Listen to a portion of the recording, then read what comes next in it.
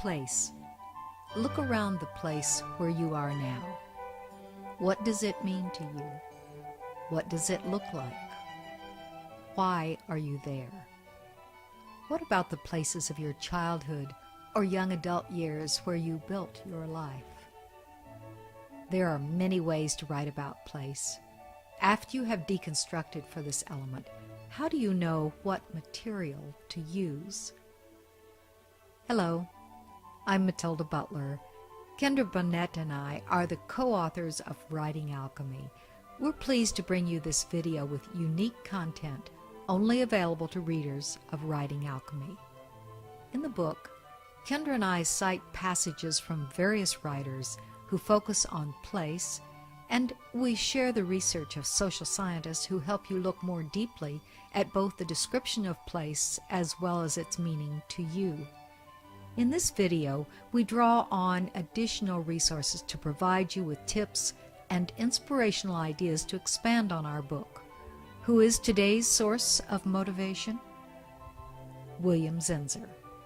If you don't know Zensser, let me give you just a few highlights before getting into his message. At the making of this video in mid-2012, Zensser is still an active writer at the age of 90. Trained as a journalist, he practiced his craft at the New York Herald Tribune and other national magazines. Later taught writing at Yale University and was the executive editor of Book of the Month Club for 8 years. It's tempting to end this brief description by saying he has returned to his roots and is teaching at the Columbia University Graduate School of Journalism, which he is. But that makes him seem old school, and that's not the right impression. Beginning in 2010, and for almost 2 years, he had a weekly post called Zensser on Friday on the American Scholar website. He has just stopped writing those online articles in order to get ready for his own blog that he will launch in 2013. Meanwhile, Zensser is winner of the 2012 National Magazine Award in the digital commentary category. He's definitely new school as well. In his book on writing well, Zensser has a chapter called Writing About Places. He begins, "Next to knowing how to write about people, you should know how to write about a place. People and places are the twin pillars on which most nonfiction is built. Every human event happens somewhere, and the reader wants to know what that somewhere was like." He goes on to say, in a few cases you'll need only a paragraph or two to sketch the setting of an event, but more often you'll need to evoke the mood of a whole neighborhood or town to give texture to the story you're telling. Yes, place is important. So important that I'd like to take Zensser's concept that the reader wants to know what the place is like even further. When I'm reading a memoir that isn't wrapped in place, I'm likely to become distracted from the story while I try to figure out where it is taking place. No writer wants to lose a reader to confusion. In Writing Alchemy, as you know, place is one of the 5 writing elements, and we've given you a number of ways to think about place for your deconstruction. A few points from Zensser will add to what you are already doing. First, be careful of cliches. If a descriptive phrase about place comes too quickly, then it probably is trite. Dig deeper. Be selective in what you choose to say. Don't go for the obvious or what a reader will expect. In his book, Zensser gives the example of writing the phrase, "The shore was scattered with rocks." He points out that shores tend to be scattered with rocks. Again, go deeper into place and avoid what the reader already anticipates. Embrace writing about even well-known places. Other writers haven't taken all the oxygen out of that location. Just find your unique perspective on it. Find what it means to you. And finally, Beware of syrupy or soft words that add nothing. Words like wondrous, beautiful, glorious, attractive, romantic. This is really just one more reminder to go deep.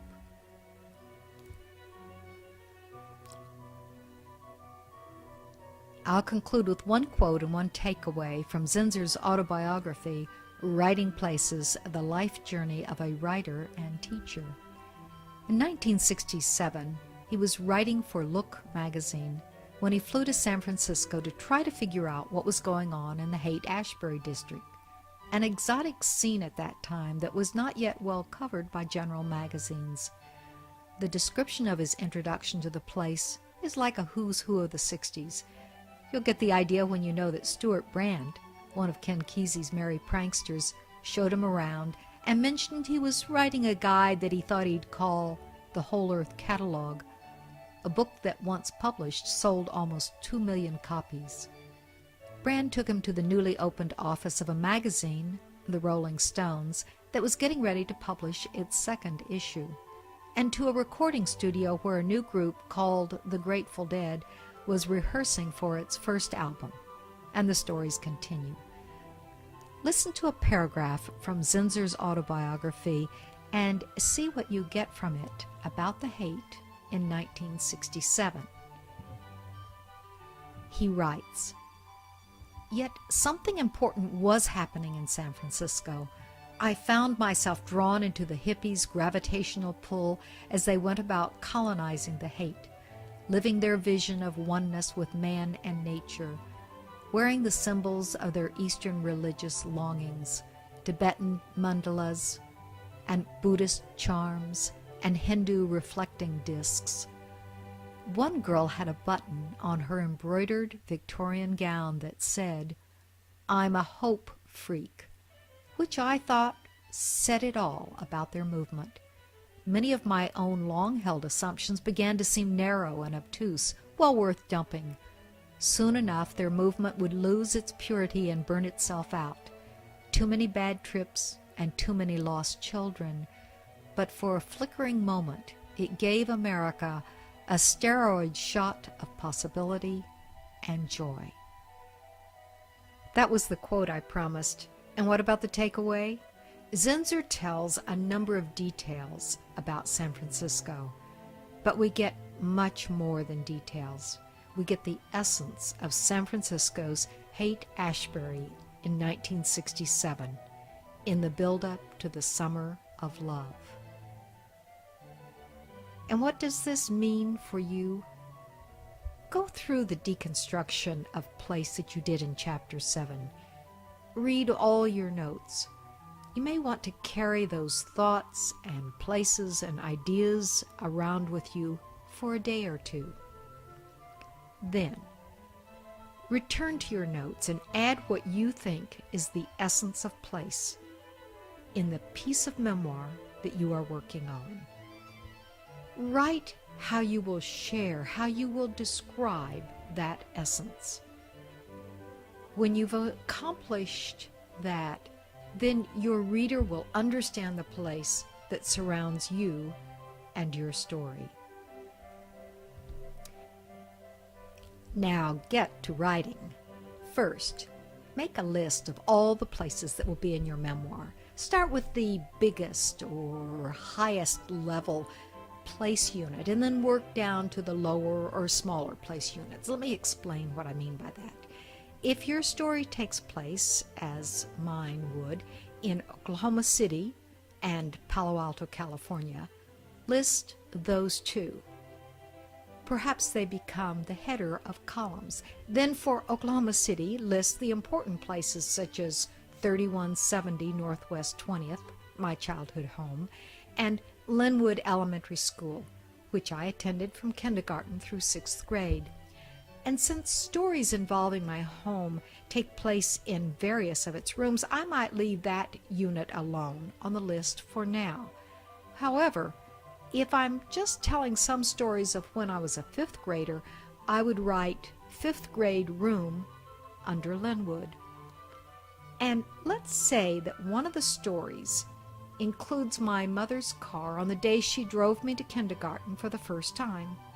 I'd also add the car. Your list might be quite long. Don't worry. This step just results in a list without a lot of detail, without any sentences. It will be easier for you to do if you already know the timeline for your story. Then you can just begin with the opening scene and go through the narrative, listing each place. If you're still working to define your memoir in terms of scope, write the places that at this time you think will be in your story. Next, read through that list and take time to remember the stories that you want to tell that happens in each of these places. Put an asterisk next to the most important places in terms of what happens while you are there. A rule of thumb for this is about a third of your list will be quite important. So if you have 9 or 10 places on your list, then you will asterisk 3 of them. If you have 90 to 100 places, then you're going to asterisk about 30 of them. These are the places you will describe in detail as you are working through the various deconstructions for your memoir. The other 2/3 of your list will be described only briefly. For now, just prioritize your list and then put it aside. This will be your guide for the deconstructions that you will be working on. Remember that ride to kindergarten? Well, it ended with words of encouragement from my mother that resulted in me meeting Sue Ellen Hinchy, who became my best friend for the next 7 years of my life. And that car merits not much description, but at least a little bit, because it wasn't just a ride in a car, but a ride in a 1945 DeSoto that my parents saved for and bought as soon as possible after the end of World War II. As you watch this video, Kendra Burnett and I hope we've inspired you and given you new ideas about the value of place in your writing.